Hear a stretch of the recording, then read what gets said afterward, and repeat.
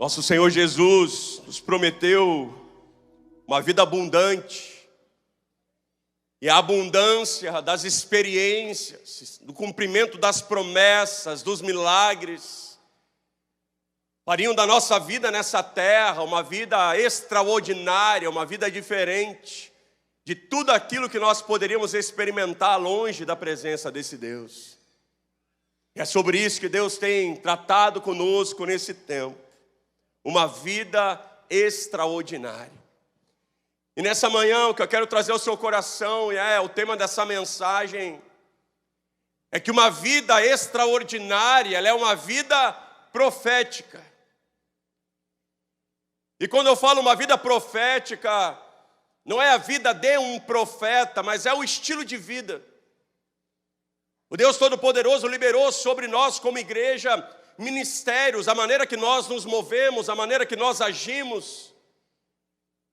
E nós vemos de tempos em tempos uma igreja evangelista, tempo de ganhar muitas vidas, muitas vidas, muitas vidas. Alguém já experimentou esses dias?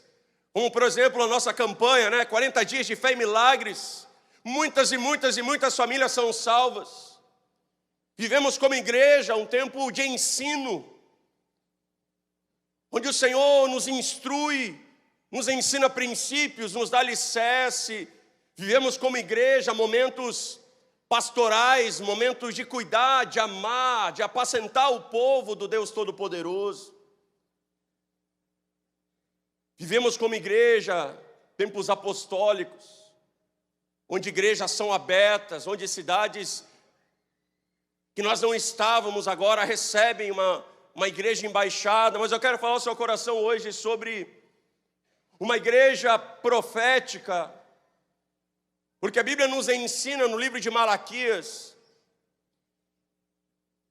que antes do temível e grande dia do Senhor, antes da volta de Jesus Cristo sobre essa terra, que o espírito de Elias, o espírito do maior profeta que Deus colocou nesta terra, o movimento alinhado com esse mesmo espírito era o que iria antecipar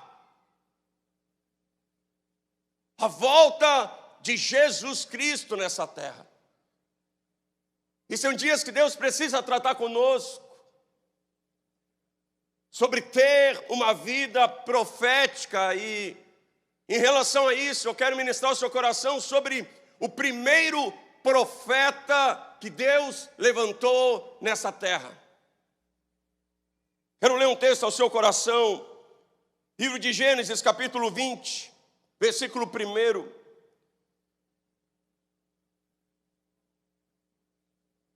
Gênesis capítulo 20, versículo 1 declara: E partiu Abraão dali para a terra do sul, e habitou entre Cádiz e Sur, e peregrinou em Gerar. E havendo Abraão dito de Sara, sua mulher, é minha irmã, enviou Abimeleque, rei de Gerar, e tomou a Sara. Deus, porém, veio a Abimeleque em sonhos de noite e disse-lhe: Eis que morto serás por causa da mulher que tomaste, porque ela está casada com o marido. Mas Abimeleque ainda não se tinha chegado a ela, por isso disse: Senhor, matarás uma nação justa? Não me disse ele mesmo, é minha irmã, e ela também disse, é meu irmão, em sinceridade de coração e em pureza das minhas mãos tenho feito isso. E disse-lhe Deus em sonhos: Bem sei eu que na sinceridade do teu coração fizeste isso, e também eu te tenho impedido de pecar contra mim, por isso não te permiti tocá-la. Agora, pois, restitui a mulher ao seu marido, porque profeta é, e rogará por ti para que vivas. Porém, se não lhe a restituíres, sabe que certamente morrerás tu e tudo que é teu. Primeiro profeta nesta terra é um homem chamado Abraão, o homem que recebeu o encargo profético da parte de Deus. Deus diz: Abraão é meu profeta. E dentro dessa nossa responsabilidade profética, eu quero te mostrar o que uma vida extraordinária e profética deve ter. Começo por esse texto em que Abraão tem a sua mulher roubada por Abimeleque. Sara era uma mulher muito bonita. E certamente Abraão, em uma terra estrangeira, como peregrino, teria na figura de Abimeleque, do governante daquela região, um homem que poderia matá-lo para ficar com a sua mulher. E de fato, Sara é desejada, Sara é levada, e aí Deus entra nessa história. Deus visita Abimeleque e diz o seguinte: a mulher que você tomou para si, ela tem marido. O marido é profeta, meu profeta. E se você não devolver a mulher para ele agora, eu mato você, eu mato seus filhos, eu mato toda a sua descendência, eu destruo tudo que você levantou nessa terra.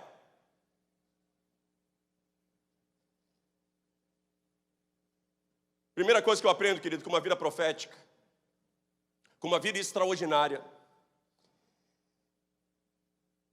é uma vida protegida por Deus. Digo, uma vida profética, declare mais forte, uma vida profética é uma vida protegida por Deus. Deus vai proteger o seu profeta. E Deus dos céus, Ele ameaça. Diz, se você não devolver a mulher do meu profeta, eu acabo com você e com a sua história. Sabe que um dos grandes desafios de ter uma vida extraordinária nessa terra é não aplicar a justiça própria o tempo todo. Não tem que ficar se protegendo o tempo todo, se defendendo o tempo todo. Porque se existe algo mais anticristão do que isso, eu desconheço. Deus é quem te protege. Em quantos salmos, em quantos versículos da nossa Bíblia está escrito que Deus é o nosso escudo. Ele é o nosso refúgio, o nosso abrigo, o nosso protetor e o nosso redentor. Vamos lá, Jesus vai falar sobre isso. Mateus capítulo 5, versículo 38. Ficou melhor o microfone agora. O pessoal da mídia me ensinou a pregar com o microfone encostado no queixo. Então, se às vezes eu ficar assim, eu estou me adaptando ainda. Encostado no queixo. Mateus capítulo 5, versículo 38. Ouvistes o que foi dito, olho por olho, dente por dente. Eu, porém, vos digo, não resistais ao mal.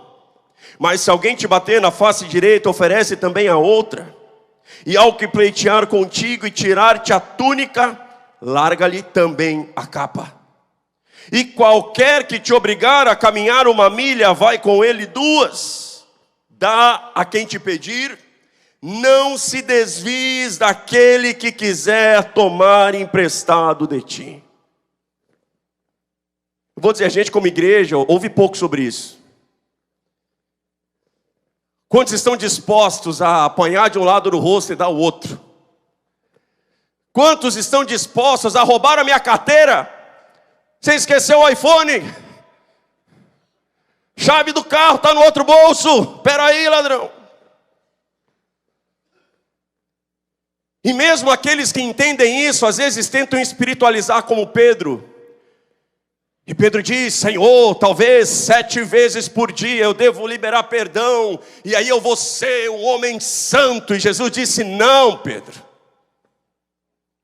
70 vezes 7, se 490 vezes por dia alguém te ofender, você perdoa. Você perdoa. Porque a ira do homem não opera a justiça de Deus. Ou você se defende nesta vida, ou Deus te defende. Diga, ou eu me defendo nessa vida. Aponta a mão para cima, ou Deus me defende. Eu te asseguro, querido, é muito melhor Deus te defender. A igreja que crê em Cristo é a igreja que assume o risco de sofrer o dano. Eu ainda escuto coisas como: sou crente, mas não sou trouxa. Mas eu vou dizer, querido, eu prefiro ser um trouxa defendido por Deus do que ser um homem vingativo que vive na força do braço. Porque eu já vivi isso, querido. Eu já tinha aquela coisa: não levo o desaforo para casa. Mas aquele buzinou para mim, eu já deixava o carro no meio da rua, abria a porta e ia lá perguntar por que buzinou. Tá com pressa? Assim, bateu, levou. Não mexa comigo, senão eu desço da cruz. A igreja precisa aprender a ser protegida por Deus. É promessa, Cristo declarou: sou eu que edifico a minha igreja, sou eu que cuido da minha igreja. Uma vida profética, uma vida extraordinária, uma vida onde Deus nos traz livramento. Por isso Deus é o Deus dos órfãos e das viúvas. Porque na época em que esse texto foi liberado, era um texto em que uma viúva que perdia o seu marido, as mulheres não podiam trabalhar. O marido era o único provedor, o único protetor. Se a esposa morre, só Deus para cuidar daquela mulher. Como um órfão, uma criança sem pai e sem mãe iria sobreviver há 2, 3, 4 mil anos atrás, sem a proteção dos seus pais? Deus é o Deus dos órfãos e das viúvas, das pessoas que nessa terra só podem ser protegidas por Deus. Eu sei que o Espírito Santo fala com pessoas hoje: querido, deixa eu cuidar da sua vida. Deixa eu ser o seu juiz. Deixa eu julgar os seus adversários. Deixa eu ser o seu escudo. Deixa eu ser o seu livramento. Às vezes a gente ouve muito sobre matar o gigante. Tem que matar o gigante, tem que matar o gigante. Tem que ser como Davi, tem que enfrentar Golias. Mas eu te digo que o determinante na vida de Davi não foi ter matado Golias. O determinante para colocar Davi no trono foi não matar Saul. O que é mais difícil? Matar Golias ou não matar Saul? Saul perseguiu o menino a vida inteira. Uma perseguição injusta. Foi afrontado, perseguido, abandonado, injustiçado. E vez após vez, Davi tinha a oportunidade de matar Saul e assumir o trono. E ele dizia: não vou botar a mão nele. As pessoas ao redor diziam: Davi, mata esse cara de uma vez. Não vou matar. Não vou colocar a mão em Saul. Que Deus me defenda. Se Deus quiser me colocar no trono, não preciso pisar em ninguém, não preciso humilhar ninguém, não preciso me vingar de ninguém. Vingança não acelera os processos de Deus. Eu vou dizer de novo: vingança não acelera os processos de Deus. Deixa Deus fazer do jeito dele, querido. Um profeta nessa terra é alguém protegido por Deus. Abraão não fez nada e Deus estava lá, protegendo a vida, a família e o propósito dele. Ainda sobre Abraão, Gênesis, capítulo 18, versículo 1. Gênesis capítulo 18, versículo 1 declara: depois apareceu-lhe o Senhor nos carvalhais de Manre, estando ele assentado à porta da tenda no calor do dia. Levantou seus olhos e olhou, e eis que 3 homens em pé estavam junto dele, e vendo-os, correu da porta da tenda ao seu encontro, inclinou-se à terra e disse: meu Senhor, se agora tenho achado graça aos seus olhos, rogo-te que não passes de teu servo, que se traga já um pouco de água, lavai os pés, recostai-vos debaixo dessa árvore, trarei um bocado de pão para que te esforceis o vosso coração, depois passareis adiante, porquanto é para isso que chegastes até o vosso servo. E disseram: assim faze como disseste. E Abraão apressou-se em ir coçar a tenda e disse-lhe: amassa depressa 3 medidas de flor de farinha, faze bolos. Tomou manteiga, leite, vitela que tinham preparado e pôs diante deles, e eles estavam em pé junto a eles, debaixo da árvore, e comeram. Posso traduzir o que está escrito aqui? Deus desce na terra e vai fazer uma batida policial em Sodoma e Gomorra, para ver os problemas que estavam acontecendo ali. Então Deus está lá, na terra, com 2 anjos. E Deus diz: rapaz, já que eu estou por aqui, vou passar na casa do meu amigo Abraão. Está na hora do almoço. Vai que Sara faz aquela comidinha que nós gostamos. Vamos. Quando Abraão vê, ele já diz Senhor, com letra maiúscula. Deus estava presente naquele lugar. E ele diz: Senhor, é para isso que tu viestes, para almoçar na minha casa. Já pensou, querido? Deus aparece aí domingo, meio-dia, na sua casa para almoçar? Sabe que para a gente, às vezes, isso não soa como deveria soar nas Escrituras, porque para um ocidental, a gente come com qualquer um. A verdade é essa, brasileiro mesmo. Outro dia eu estava no shopping, estava na mesa, conversando e tal, e veio uma pessoa, a praça de alimentação estava meio cheia, a pessoa veio do nosso lado: bom dia, pum, sentou. Aí veio o marido do outro lado, pum, sentou, bom dia, como é que vocês estão, não sei o quê, meu nome é tal. Almoçamos junto com alguém que a gente nem conhece. E não nos incomodou, não incomodou eles, está tudo certo, segue a vida. Mas um oriental só senta numa mesa com os seus amigos. Veja como Jesus foi julgado por isso várias vezes. Ele fica se assentando na mesa com qualquer um, ele se assenta na mesa com pecadores.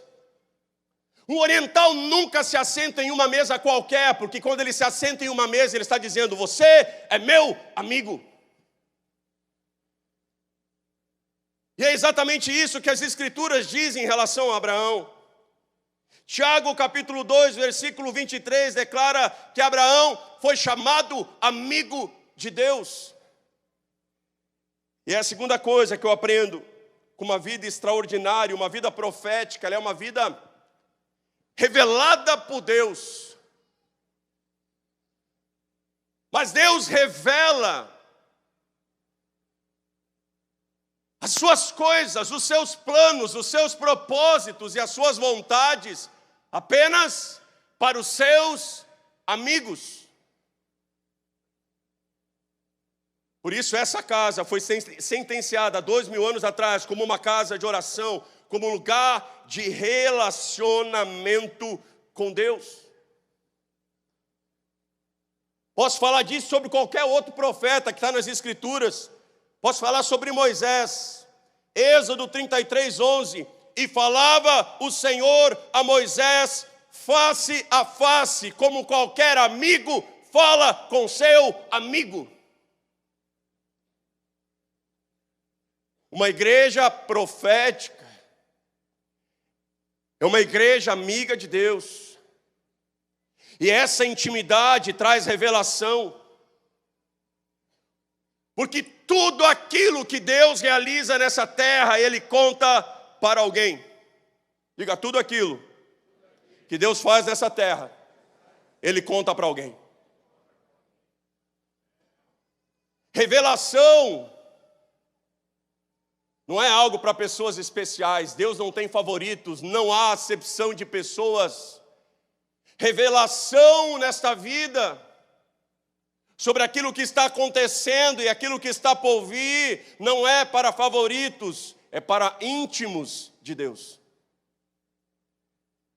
Amós capítulo 3, versículo 7, certamente o Senhor Deus não fará coisa alguma sem ter revelado o seu segredo aos seus servos, os profetas. Uma igreja profética é uma igreja que se assenta à mesa com o Senhor e recebe revelação. Espiritualmente, esse ambiente é uma mesa. Por isso, todos os meses há realmente uma mesa, a ceia do Senhor. Para nos lembrar que espiritualmente esse ambiente, ele é uma mesa para relacionamento. Não se trata só de falar. Você precisa ouvir também. E muitas vezes, eu arrisco dizer, talvez na maioria das vezes, a nossa relação com o Senhor é só ouvir. Não é por muito falar que nós somos escutados pelo Senhor. Se tem uma coisa que nos ensina a orar, é caminhar com pessoas de oração. Porque quando nós estamos com uma pessoa de oração, nós não oramos. A gente fica só prestando atenção como ela ora, para depois a gente fazer igual. Comigo é assim. Confesso, assim, o homem está no monte, mas eu me lembro que as primeiras vezes que eu subi no monte, eu me ajoelhava perto de alguém bem pentecostal assim, eu ficava só ouvindo, só prestando atenção como é que funcionava aquilo. Ah, porque fulano ora uma noite inteira. Eu disse, como assim? Posso orar com você? Sim, eu ficava lá. Ouvido atento. Sabe o que eu aprendi? As pessoas de maior tempo, maior vida de oração nesta terra, são pessoas que dedicaram horas e horas e horas e horas para estar em silêncio diante de Deus.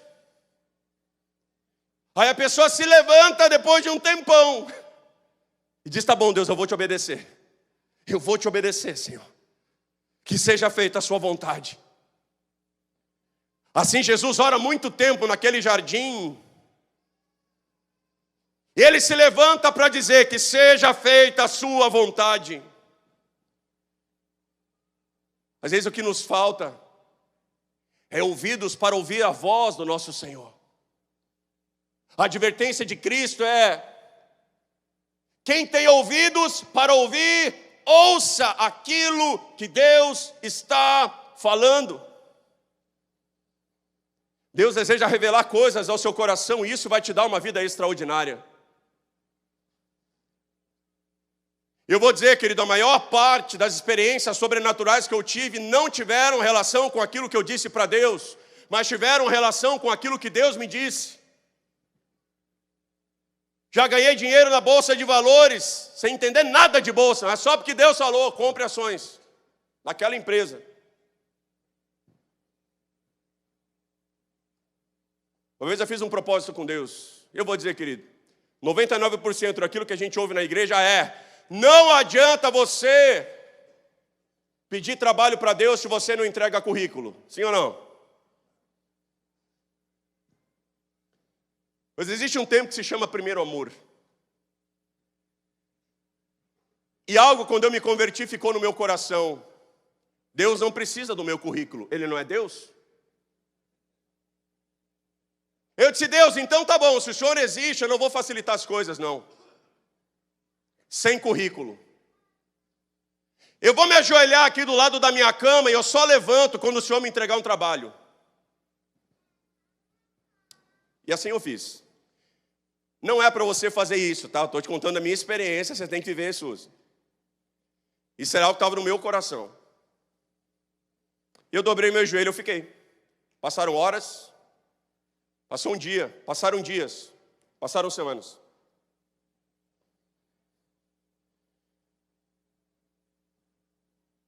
Meu telefone toca quando eu estava ajoelhado.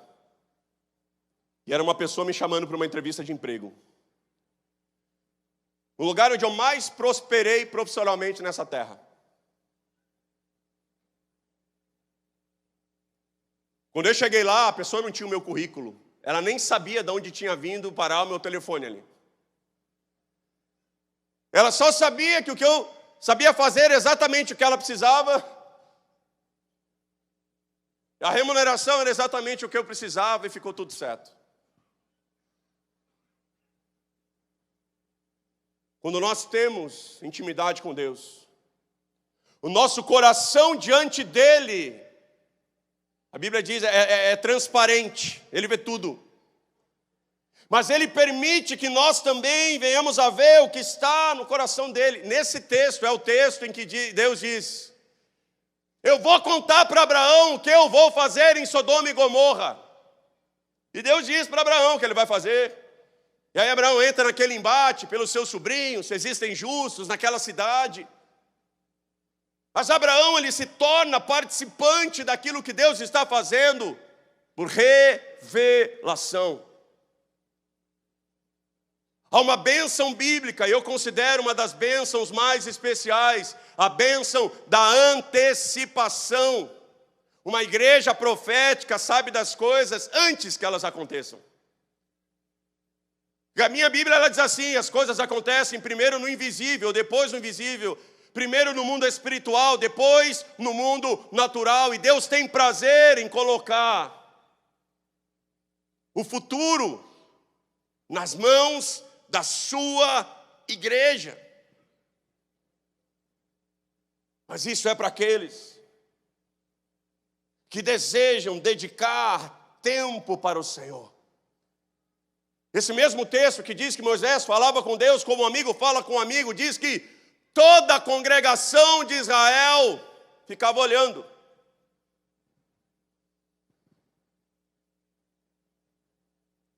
E na igreja existem dois tipos de pessoas. As pessoas que estão falando com Deus como um amigo fala com um amigo, e as outras pessoas que ficam só olhando. Só esperando para ver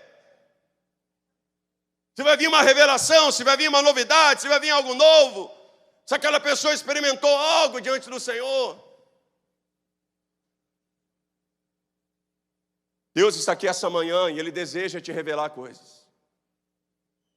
Uma vida extraordinária é uma vida revelada por Deus.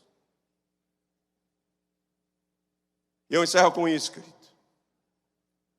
Uma vida extraordinária, uma vida profética, e uma vida profética é uma vida visitada por Deus. Gênesis capítulo 22, versículo 14. Chamou Abraão o nome daquele lugar, o Senhor proverá. Donde se diz até hoje, no monte do Senhor se proverá. Então Abraão tomou os seus moços, levantaram-se e foram juntos para Berseba. E Abraão habitou em Berseba. Quando Abraão sobe naquele monte, ele sobe buscando uma manifestação de Deus, porque se Deus não se manifesta naquele lugar, ele teria que matar o seu filho. Ele não tinha outra opção. E eu sei que Deus está em todos os lugares, mas Ele não está manifesto em todos os lugares. Deus está aqui hoje.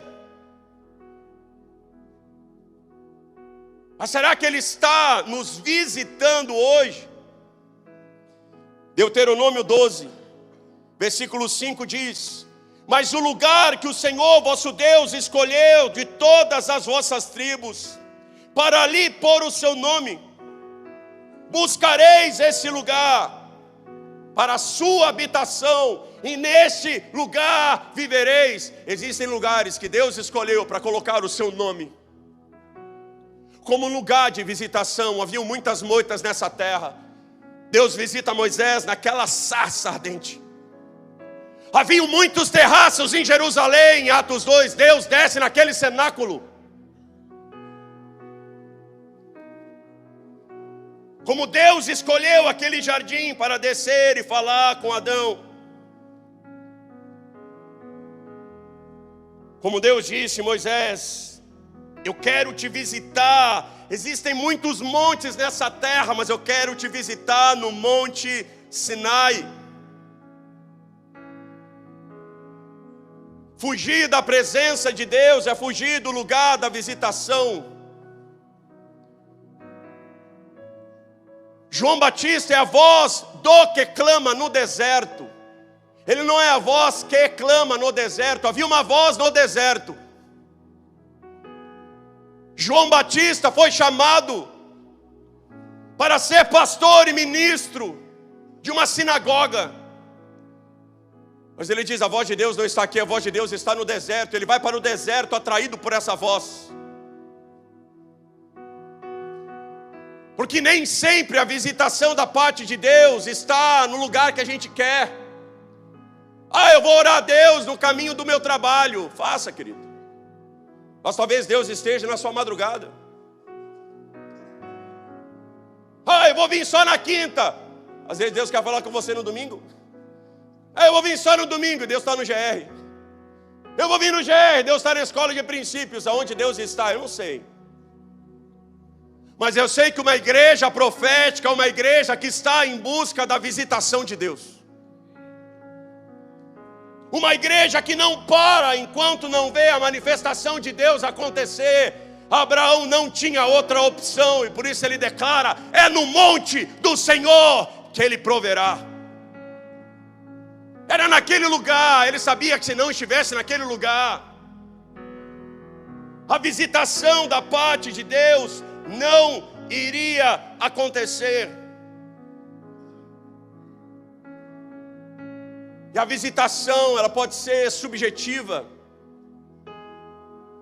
Deus fala com uma pessoa e a outra está sentada do lado e não sente nada. Uma pessoa chora, a outra está dormindo. Uma pessoa está ali devorando a Bíblia, atenta ao culto, a outra está olhando ali o WhatsApp. A presença, a visitação, às vezes, ela é subjetiva. Mas nós precisamos buscá-la até que ela se torne objetiva, real, incontrolável. Até que o peso da glória do Senhor esmague as nossas vidas. Só quem já foi visitado sabe o que eu estou dizendo, querido. A Bíblia fala no peso da glória, é algo que nos esmaga. É algo que nos deita no chão, que nos constrange, que nos envolve, que nos enche, que nos faz tremer, que devolve as lágrimas aos nossos olhos. Semana passada uma pessoa disse para mim, pastor, não é um grande desafio dessa igreja pregar exatamente em 30 minutos? Eu digo, olha, o meu não. O meu desafio é fazer o culto da manhã alcançar o culto da noite. E obviamente que eu não vou ficar aqui pregando 8 horas. Quero pregar 15 minutos, querido, mas quero ver a glória de Deus nesse lugar e não deixar ninguém ir embora. E em vez da gente ir para casa, as pessoas estão fazendo compra no Angelone e vão ter que vir. Pessoa que está na fruteira vai ter que vir. O mendigo que passar na frente da igreja vai cair. A prostituta que estava na esquina aqui na madrugada vai se arrepender. Porque quando o dia da visitação chega, existem níveis e nós precisamos buscar esses níveis. Pastor, e quando o culto da manhã alcançar o da noite, aí eu oro para que o culto da noite alcance o de quinta. E assim a gente vai, meu irmão. Pastor, isso é real, tão real quanto você está aqui na minha frente. Mas isso é real quando isso é desejado. Uma igreja profética, uma igreja que deseja a presença de Deus. Que deseja o dia da visitação, querido. Que deseja algo mais do que mais um culto, mais um GR, mais uma aula, mais uma escola. Nada pesa mais no meu coração do que ver alguém entediado na igreja, querido. O dia que eu me cansar de vir na igreja, eu não venho mais. Eu venho buscar o dia da minha visitação. O dia que a glória do Senhor vem sobre a minha vida.